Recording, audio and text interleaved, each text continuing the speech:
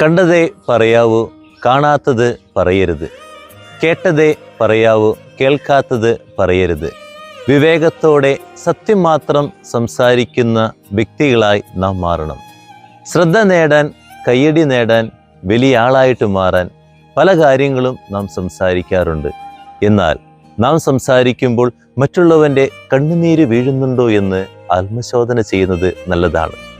Social മീഡിയയിലൂടെയും അതുപോലെ മറ്റ് കടകളിലും മറ്റ് സ്ഥലങ്ങളിലും ഇരുന്ന് നീ പറയുന്ന വാക്കുകൾ ആരുടെയും ജീവിതം നശിപ്പിക്കാതിരിക്കട്ടെ. 3 കാര്യങ്ങൾ ശ്രദ്ധിക്കുക. ഞാൻ പറയുന്നത് സത്യമാണോ? 2, ഞാൻ പറയുന്നത് ഗുണകരമാണോ?